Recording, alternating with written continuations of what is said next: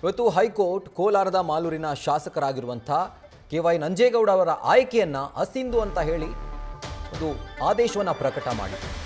ಅದರ ಕುರಿತಾಗಿ ಇವತ್ತು ಮಾಲೂರು ಶಾಸಕ ನಂಜೇಗೌಡ ರಿಯಾಕ್ಟ್ ಮಾಡಿದ್ದಾರೆ. ಹೈಕೋರ್ಟ್ ಆದೇಶ ನನಗೆ ಅಚ್ಚರಿ ತಂದಿದೆ. ಮರು ಎಣಿಕೆಗೆ ಆದೇಶವಾಗಿದ್ದರೆ ನಾನು ಅದನ್ನು ಸ್ವಾಗತ ಮಾಡ್ತಾ ಇದ್ದೆ. ಚುನಾವಣೆನೇ ಅಸಿಂಧು ಅಂತ ಹೇಳಿ ಆದೇಶ ನೀಡಿರೋದು ನನಗೆ ಒಂದು ರೀತಿ ಅಚ್ಚರಿಯಾಗಿದೆ. ಈಗ ನಾನು ಹಿರಿಯ ವಕೀಲರೊಂದಿಗೆ ಮಾತನಾಡ್ತೇನೆ, ಅವರ ಜೊತೆ ಚರ್ಚೆ ಮಾಡಿ ಸುಪ್ರೀಂ ಕೋರ್ಟ್ನಲ್ಲಿ ಒಂದು ಆರ್ಡರ್ನ ಚಾಲೆಂಜ್ ಮಾಡ್ತೀನಿ ಅಂತ ಹೇಳಿ ಬೆಂಗಳೂರು ಗ್ರಾಮಾಂತರದಲ್ಲಿ ಶಾಸಕ ನಂಜೇಗೌಡ ಹೇಳಿದ್ದಾರೆ.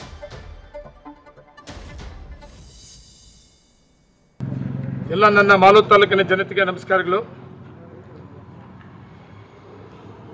ಏನು ಇವತ್ತು ಲೈವ್ ಮುಖಾಂತರ ನನ್ನ ತಾಲೂಕಿನ ಜನತೆಗೆ ಒಂದು ವಿಷಯವನ್ನು ತಿಳಿಸೋದಕ್ಕೆ ಲೈವ್ ಮುಖಾಂತರ ಬಂದಿದ್ದೇನೆ. ವಿಷಯ ಏನಂದರೆ,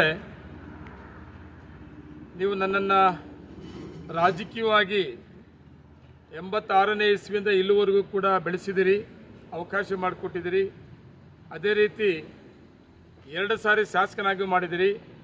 2ನೇ ಅವಧಿಗೆ ಶಾಸಕನಾಗುವಂಥ ಸಂದರ್ಭದಲ್ಲಿ ಕಡಿಮೆ ಓಟಲ್ಲಿ MLA ಆದರೂ ಕೂಡ MLA ಆಗಿ ಮಾಡಿದಿರಿ. ನನ್ನ ತಾಲೂಕಿನ ಜನತೆ 248 ಓಟಲ್ಲಿ MLA ಡಿಕ್ಲೇರ್ ಆದಮೇಲೆ ನನ್ನ ಮೇಲೆ ಸ್ವತಂತ್ರ ಅಭ್ಯರ್ಥಿ ಅವರಿಗೆ ಕೌಂಟಿಂಗ್ ಮೇಲೆ ಅನುಮಾನ ಬಂದು ಕೋರ್ಟ್ಗೆ ಹೋಗಿದ್ರು.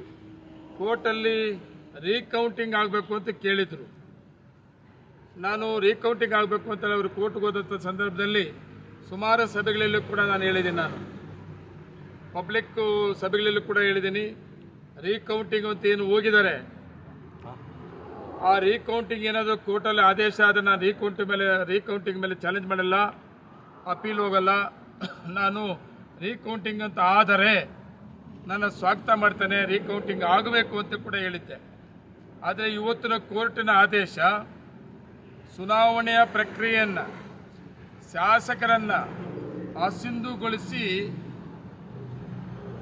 ಕೌಂಟಿಂಗ್ ಮಾಡಿ ಅಂತಾಗಿದೆ, ರೀಕೌಂಟಿಂಗ್ ಮಾಡಿ ಅಂತಾಗಿದೆ. ಅದರಿಂದ ತುಂಬ ಬೇಜಾರು ಕೂಡ ಆಗಿದೆ. ಆದರೆ ನಾನು ಒಂದು ಮಾತು ನನ್ನ ತಾಲೂಕಿನ ಜನತೆಗೆ, ನನ್ನ ಅಭಿಮಾನಿಗಳಿಗೆ ತಿಳಿಸೋದೇನೆಂದರೆ, ಯಾರೂ ಗಾಬರಿ ಆಗಬೇಡ್ರಿ. ಈ ಆದೇಶ ಸುಪ್ರೀಂ ಕೋರ್ಟಲ್ಲಿ ಚಾಲೆಂಜ್ ಮಾಡ್ತೇವೆ. 30 ದಿವಸ ಈ ಆದೇಶ ಸ್ಟ್ರೈಕ್ ಕೂಡ ಕೊಟ್ಟಿದ್ದಾರೆ. ನಾನು ಅವಾಗಲೇ ನೋಡಿದೆ, ಒಬ್ಬ ಮಾಜಿ ಶಾಸಕ ಮಂಜುನಾಥ್ ಕೂಡ ಖುಷಿ ಆಗ್ಬಿಟ್ಟಾನೆ. ಅವಾಗಲೇ ಏನು ಶಾಸಕರಿಲ್ಲ, ಮಾಲೂರು ತಾಲೂಕು ತಬ್ಲಿ ಆಗಿಬಿಟ್ಟಿದೆ ಶಾಸಕರು ಅಂತ. ಅದಕ್ಕೆ ಹೇಳ್ತೇನೆ ಒಂದು ಮಾತು, ಇಲ್ಲಿ ಶಾಸಕರಿಲ್ಲದೆ ತಬ್ಲಿ ಆಗಿಲ್ಲ. ಕೋರ್ಟು ಕೂಡ ಈ ಆದೇಶಕ್ಕೆ 30 ದಿನ ಸ್ಟೇ ಕೊಟ್ಟಿದ್ದಾರೆ. 30 ದಿನ ಒಳಗಡೆ ನಾನೇನಾದರೂ ಈ ಆದೇಶ ಸ್ಟೇ ಕೊಡದೇ ಇದ್ದರೆ ತಾಲೂಕು ತಬ್ಲಿ ಆಗ್ತದೆ. ಆದರೆ ಕೋರ್ಟು ಇವತ್ತು 30 ದಿನ ಆದೇಶ ಶಾಸಕರಾಗಿಯೂ ಮುಂದುವರಿಯಬಹುದು, ಅಪೀಲ್ ಹೋಗೋದಕ್ಕೂ ಅವಕಾಶ ಮಾಡಿಕೊಟ್ಟಿದ್ದಾರೆ. ಅದರಿಂದ ಯಾರೂ ನನ್ನ ಅಭಿಮಾನಿಗಳು, ನನ್ನ ತಾಲೂಕಿನ ಜನತೆ ಗಾಬರಿ ಆಗುವಂಥದ್ದಲ್ಲ.